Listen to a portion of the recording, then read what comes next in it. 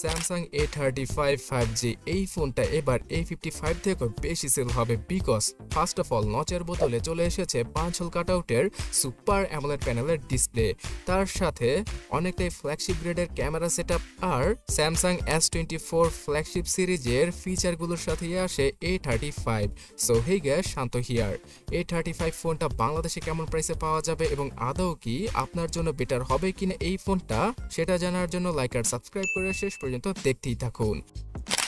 First of all box content সম্পর্কে বলতে গেলে বক্সের ভেতরে তেমন কিছুই নেই, শুধুমাত্র একটা USB type C data cable আর সিপ ইজেক্টর টুল বাদে। তো এরকম সিম্পল প্যাকেজিং এর সাথে আসা স্যামসাং A35 5G স্মার্টফোনটার ফ্রন্টে থাকছে কর্নিং গরিলা গ্লাস ভিক্টাসের প্রোটেকশন, পেছনে গ্লাস ব্যাক আর মাঝখানে প্লাস্টিক ফ্রেমকে ইউজ করেছে স্যামসাং। 209 গ্রাম ওজনের ফোনটার পোর্টস এবং বাটনগুলো ঠিকঠাক জায়গায় ছিল।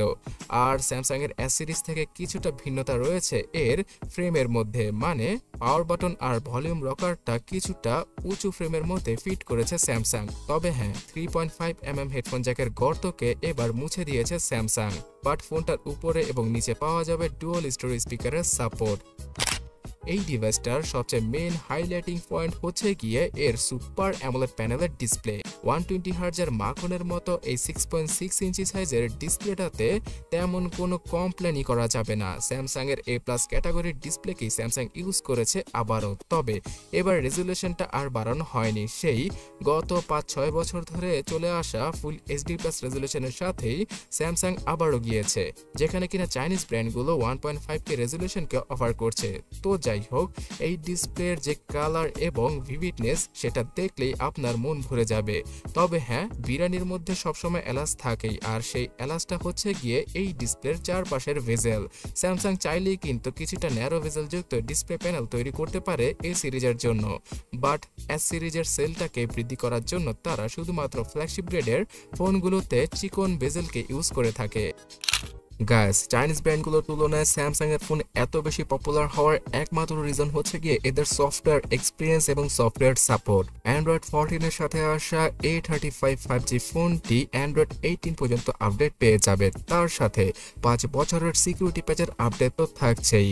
আর ওয়ান ইউআই এর সফটওয়্যার এক্সপিরিয়েন্সটা যে কতটা ভালো সেটা আমাকে বলতে হবে না নতুন করে, যারা কিনা স্যামসাং এর ফোন ইউজ করছেন তারাই এর মজাটা পাচ্ছেন, বিকজ তেমন কোনো বাগ ভাল্লুকের দেখা পাওয়াই যায় না স্যামসাং ওয়ান ইউআই তে।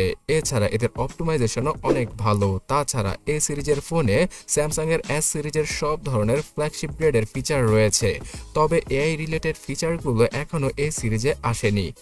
বলেন কি? But knock security, secret folder, good lock সহ আরো অ্যামেজিং কিছু ফিচার থাকছে স্যামসাং এর এই সফটওয়্যারে।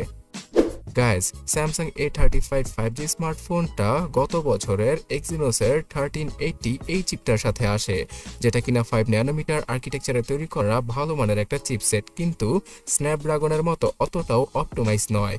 এর আগে স্যামসাং A54 এ এই চিপসেটটা ছিল, আর সেই ফোনটা নিয়ে ইউজাররা তেমন কোনো কমপ্লেনই করেনি। হ্যাঁ, এখানে হার্ডকোর লেভেলের গেম খেলা পসিবল হবে না, যদিও কিনা পাবজির মতো গেম 60 FPS এ প্লে করা পসিবল, আর ফ্রি ফায়ার সহ অন্যান্য সকল মিড গ্রাফিক্সের গেমগুলো ইজিলি এখানে খেলা পসিবল হবে। বাট লং টার্ম গেমিং করলে কিছুটা অসুবিধায় পড়তে হবে আপনাদের। রেগুলার ইউজ করার ক্ষেত্রে এই চিপসেটটা একটা ব্যালেন্স চিপসেট, আর স্ন্যাপড্রাগন 778G'র মতোই একটা পারফরমেন্স দিয়ে দেবে এই প্রসেসরটি। 8GB র্যাম এবং 12GB র্যাম এই দুটা ভেরিয়েন্টের সাথেই ইন্টারন্যাশনাল মার্কেটে লঞ্চ করা হয়েছে A35 কে। পাওয়া যাবে 128GB ইন্টারনাল মেমোরি। এছাড়া কম দামে 6GB র্যামের একটা ভার্সনও রয়েছে, আর সর্বোচ্চ 256GB ইন্টারনাল মেমোরির যুক্ত ভার্সনকেও আপনারা পারচেস করতে পারবেন। পাওয়া যাবে হাইব্রিড সিম স্লট, এবং স্যামসাং এর র্যাম প্লাস ফিচারের মাধ্যমে 12GB র্যামের সাথে 12GB র্যামকে এক্সট্রা যুক্ত করে 16GB র্যামকে ভার্চুয়ালি মনে মনে ইউজ করা পসিবল হবে এখানে। ক্যামেরা সেকশনে 50 মেগাপিক্সেলের মেন OIS যুক্ত ক্যামেরা, 8 মেগাপিক্সেলের ultra wide 123 degree field of view দেয় সেই ক্যামেরাটা, তাছাড়া 5 মেগাপিক্সেলের ম্যাক্রো, এই রকম জটিল ক্যামেরা সেটআপের সাথেই আসে A35 5G স্মার্টফোনটি। এছাড়া 13 মেগাপিক্সেলের সেলফি ক্যামেরাকে ইউজ করেছে স্যামসাং, যেটা দ্বারা কিনা আবার 4K তে 30 fps এ ভিডিও করা পসিবল, মানে ফ্রন্ট এবং ব্যাক দুইটা ক্যামেরা দ্বারাই 4K ভিডিও রেকর্ডিং এর অপশন থাকছে, এবং এই জিনিসটা চাইনিজ ব্র্যান্ডের স্মার্টফোনগুলো কখনোই দিতে পারে না মিড বাজেট ক্যাটাগরিতে। ঠিক বলেছো। 13 মেগাপিক্সেলের সেলফি ক্যামেরার কোয়ালিটিও কিন্তু দুর্দান্ত ছিল, মানে চাইনিজ ব্র্যান্ডের 16 মেগাপিক্সেলের সেলফির মতোই কোয়ালিটি দিয়ে দেবে এখানে স্যামসাং এর A35।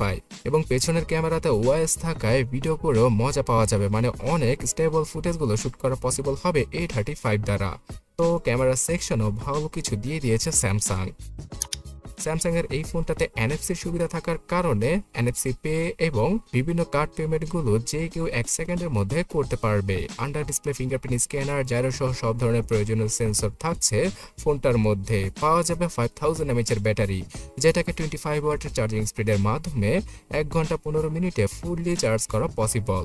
আর একবার চার্জ করে ফেললে আপনারা হয়তো বুঝতেই পেরেছেন যে 1.5 দিনের মতো স্ট্যান্ড বাই ব্যাকআপ দিয়ে দেবে এই ফোনটি। সো গাইস, গত বছরের A54 স্মার্টফোনটারই একটা রিব্র্যান্ডেড ভার্সন বলা যেতে পারে A35 কে, যেটা কিনা আরো কম দামে লঞ্চ করবে স্যামসাং। বাংলাদেশের মার্কেটে অফিসিয়াল ভাবে 50,000 টাকায় আসলেও আনঅফিসিয়াল ভাবে 30-32 হাজার টাকায় আমরা ইজিলি এই স্মার্টফোনটার 6 থেকে 8 জিবি র্যামের ভেরিয়েন্টটা পেয়ে যাব, বাট 12 জিবি র্যামের ভেরিয়েন্টটা হয়তো অতটাও অ্যাভেলেবল হবে না। সো একদম চিন্তামুক্ত একটা স্মার্টফোন কিনতে চাইলে A35 স্মার্টফোনটা আপনার জন্য ওয়েট করছে।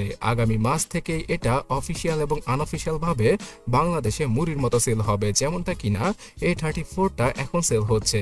কি বলেন আপনারা? অবশ্যই কমেন্ট করে জানাবেন।